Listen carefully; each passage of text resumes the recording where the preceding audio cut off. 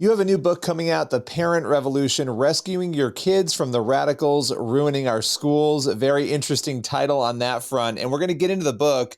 But before we do, you've been on the forefront of this parental rights and education battle. What was it that initially led you into this area of interest? Yeah, I actually got into this policy area as a researcher. I did my PhD in education policy at the University of Arkansas. So I'm a doctor, but I'm not a real doctor. I'm more like a Jill Biden doctor. I can Hey, help you you with earned math it. You problems. listen, you Trying, earned yeah, it. You earned I it. went through it. Yeah. So, but my first study in that program looked at the effects of the Milwaukee Private School Choice Initiative on a long-term outcome that's really important, that's understudied, which is whether the kids became involved in the criminal justice system as adults. And we found large effects on reducing crime as a result of getting to go to a school that works best for your kid. Lo and behold, surprise, surprise, families get to choose a school that is aligned with their values, that isn't involved in drugs and bullying and violence. Their kids less likely to be involved in crime later on in life. So really looking at these non-academic outcomes were really important to me, improving students' mental health, creating better citizens, and the overwhelming preponderance of the evidence shows more choice, better civic outcomes, better long-term outcomes, and better academic outcomes as well. It's a win-win solution. The public schools benefit from competition. The kids, it's a rising tide that lifts all boats for both sectors. But for myself, I actually attended government run schools, public schools, all through my K through 12 education. I had a bad experience in some of those institutions. And the one that I was assigned to for high school, I actually didn't go to that one. I went to something called a magnet school, which is still run by the district, but it's still a form of school choice where you're not assigned to the school. These types of institutions can have their own admission processes and specialized mission, and they don't have as much monopoly power because you're not assigned to it. You have to actually, they have to attract their customers. Families have to choose to go to these schools. And that school was a night and day difference from the school that I was assigned to. And from my experience with this magnet school, it was physically located on the campus of my assigned government school. So I saw the night and day difference for 4 years straight. That was a good opportunity for me, but other families should have educational options too, and it shouldn't be limited to schools that are run by the government. You should be able to choose a magnet school if you want, but you should also be able to take your kids' education dollars to a private, even religious institution if that aligns with your values. And you should also be able to use that money for homeschooling if that's the best fit for your child. Yeah, I mean, there's been a lot of pushback on, using the money or getting a credit and putting it towards religious schools. Of course, you'll hear the separation of church and state. You'll hear these arguments that are made, but the reality is people are paying school taxes, all over this country in different communities, and they pay different amounts based on where they live. Why do you think there is such a pushback on, and this is a very loaded question because it's multiple part, both school choice and then what we just discussed there, the money being maybe given to go to a private school, for instance? Well, these people are freaking hypocrites. The same people who argue against school choice because of the so-called separation of church and state. By the way, the words separation church and state are not in the U.S. Constitution. They're talking about a state-established religion. School choice, you getting to pick your school for your child that aligns with your values, that does not establish a state religion. So this is not rocket science here. But those same people that argue against school choice for this reason, they have no problem with Medicaid vouchers that can be used at religiously affiliated hospitals. You don't have to take your Medicaid dollars to a government assigned hospital. You don't have to take your Head Start pre-K dollars to a government assigned pre-K. The Democrats who support these programs, these programs allow you to take pre-K dollars to a religious pre-K provider. Same thing with higher education with the Pell Grant. These are taxpayer dollars that can be used at religious universities if you want. The funding follows the decision of the family or the student. I'm just arguing we should apply that same logic to the in-between years of K through 12 education. And it's not a separation of state and church and state issue at all, or it does not violate the establishment clause because parents and students and families, they are the primary decision makers. They are the ones who are directly benefiting from the funding. It's their money. They get to take it to the school that's public, private, religious, or otherwise, of their choice. And we have tons of Supreme Court precedent on this from 2002. Zelman v. Simmons Harris established that this was not a violation of the Establishment Clause, a school choice program in Arizona.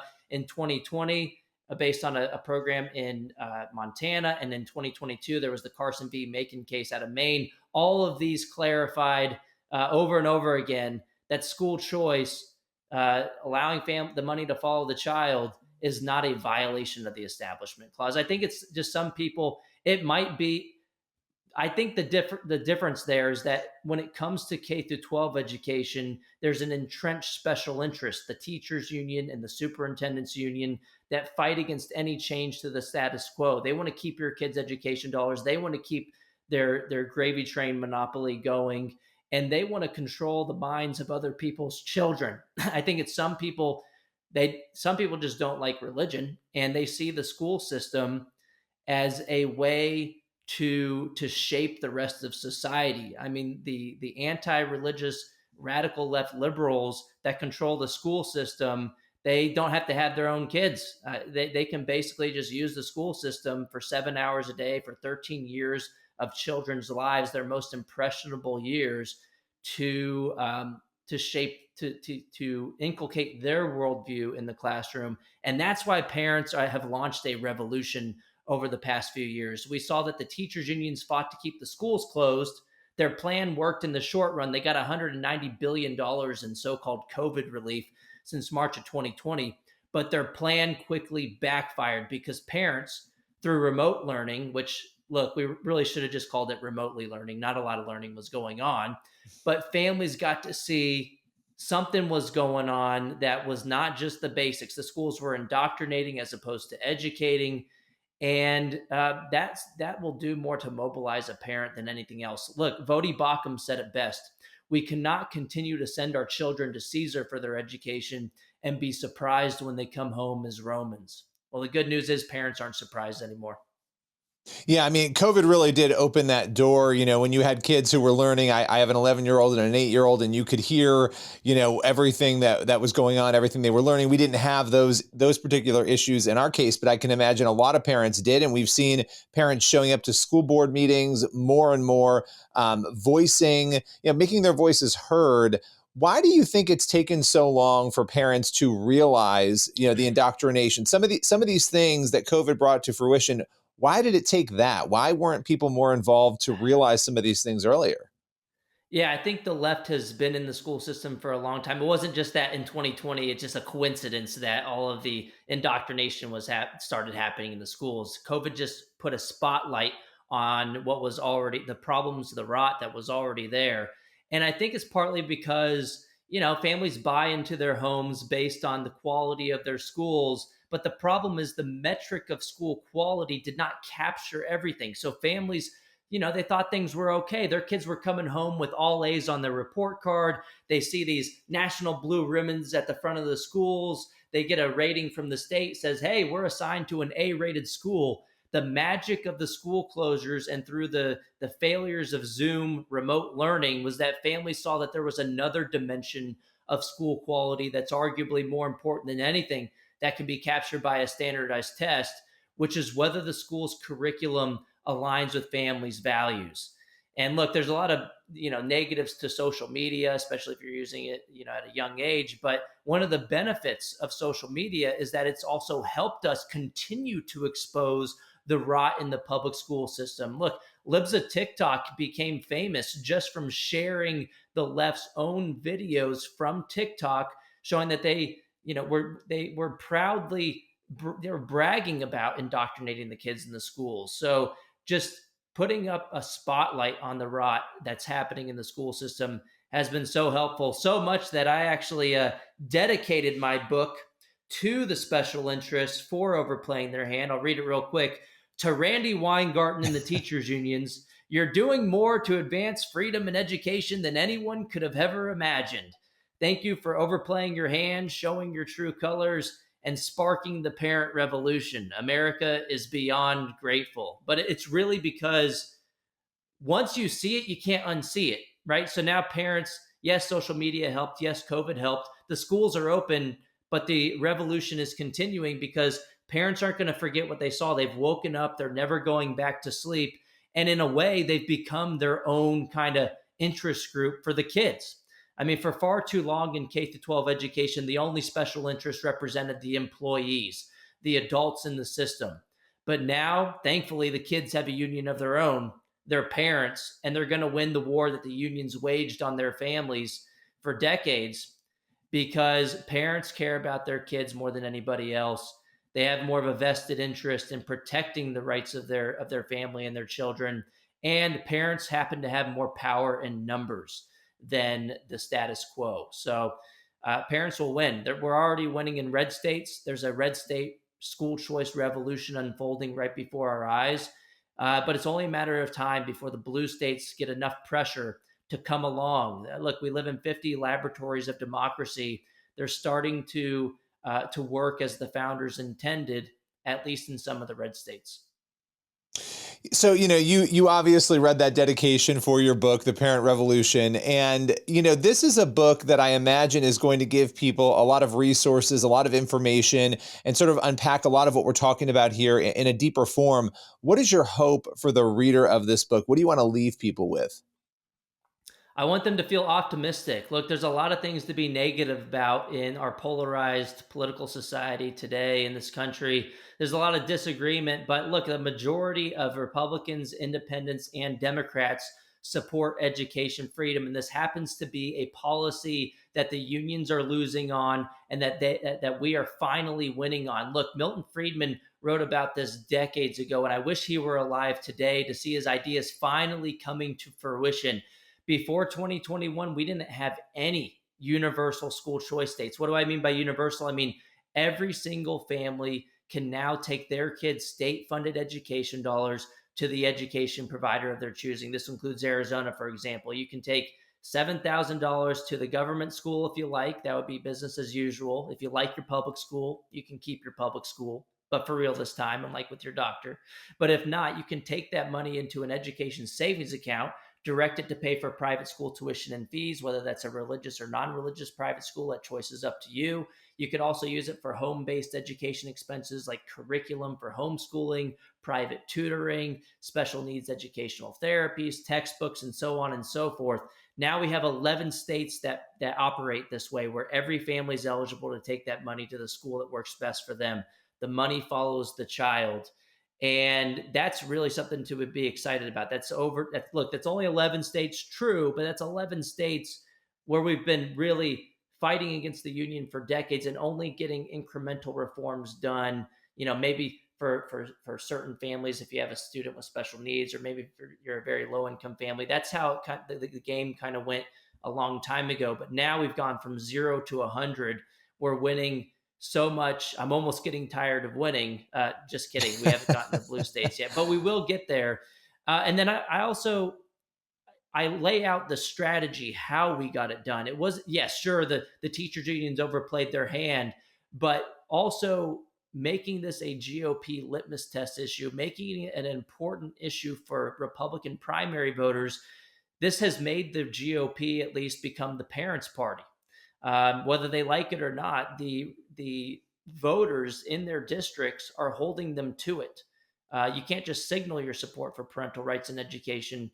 You actually have to follow through with your votes for school choice, for a parental bill of rights. And I also lay out a blueprint for other types of reforms as well. Because look, school choice is just one part of the solution. We still have kids in the public schools. Yes, school choice is a rising tide that lifts all boats.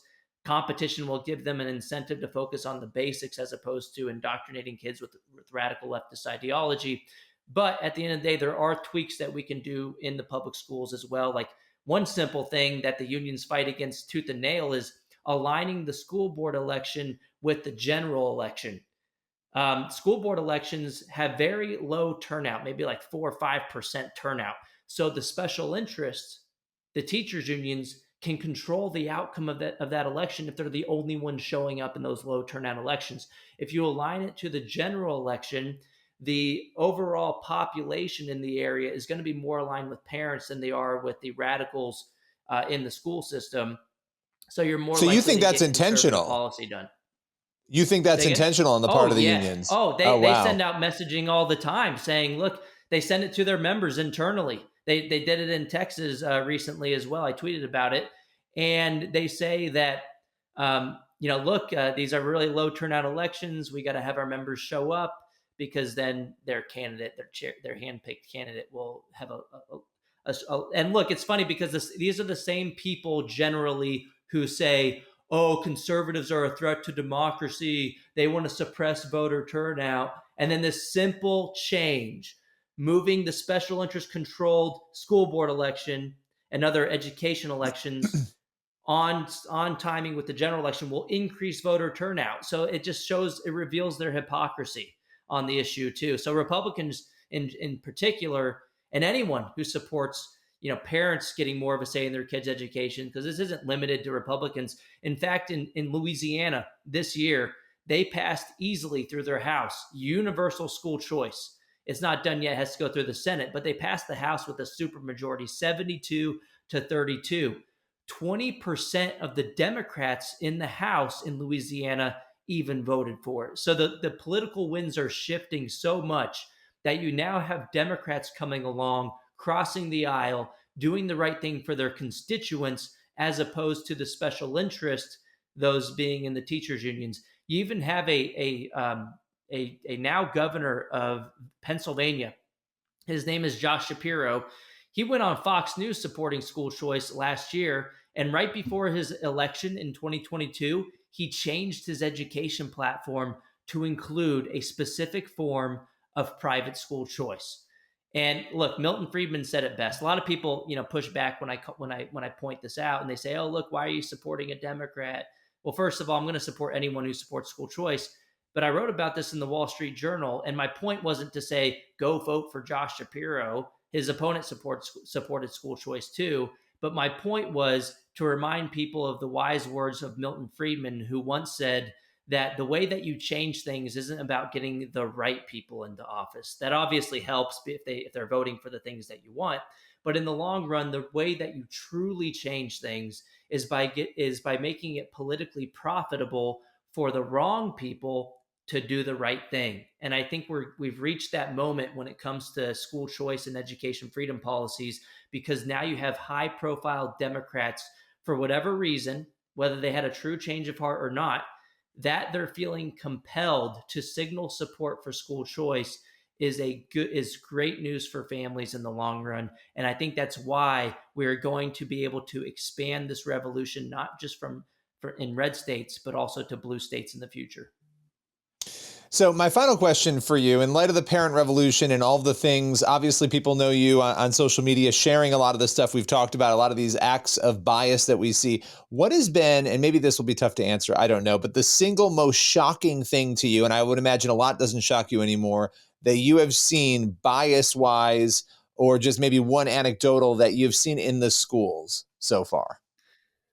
I mean, yeah, there's a nonstop stream of this. But look, one of the most shocking things was a couple of years ago, you had the National School Boards Association sent a letter to the Biden administration implying parents should be investigated for quote unquote domestic terrorism under the Patriot Act. They tried to mobilize the FBI against parents just for wanting more of a say in their kids' education and showing up for the democratic process of school board meetings and trying to provide that feedback. It was an attempt to bully and silence parents into submission. But again, their plan backfired. It only emboldened parents to push back even harder, because parents care about their kids more than anybody else. They know their kids' educational needs more than bureaucrats sitting in offices hundreds of miles away.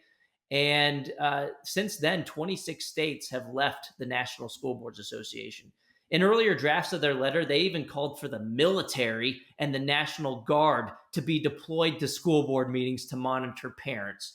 I mean, it was just a sick overreach of federal government power, or at least an attempt at doing so.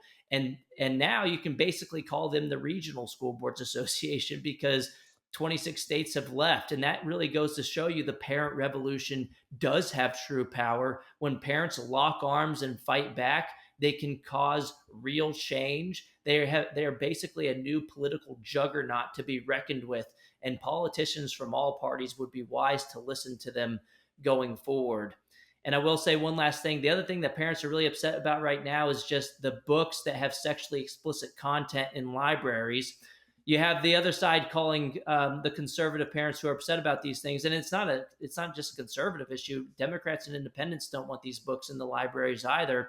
And then you have the radicals who do want these sexually explicit content for young children in schools. They'll label the parents who are fighting back as book banners, which you can buy all these books still. It's not banning the book. It's just controlling the curriculum in the public schools. You have to pick and choose which schools will be age appropriate, and these obviously aren't. But what's really funny and hypocritical of them is that there was a teachers union executive board member in Wisconsin like a week ago actually called to burn my book. They said, it's a great day for a book burning party. The same yahoos who are railing against conservatives and other parents for pushing back at school board meetings for banning books, which they're actually not, are now calling to burn a book that they've never read because they disagree with its conclusions. And then one more thing on that topic is that you have the school boards who are supposed to be accountable to parents in the community cutting off families' mics at the school board meeting still for reading these books that are somehow okay for young kids, but they're too beyond the pale when it comes to reading it at the school board meeting, which really just goes to show you that the parents are right. Yeah, those are shocking moments when you see a parent reading a book that a kid apparently was able to access in the school, and they're being shut down by the school board because it's inappropriate. Well, if it's inappropriate for the adult to read it in front of other adults, it was probably inappropriate for it to be in the school library. Exactly. Listen, I appreciate your time today. The book is The Parent Revolution: Rescuing Your Kids from the Radicals Ruining Our Schools. Thanks for your time today. Yeah, thank you so much, Billy.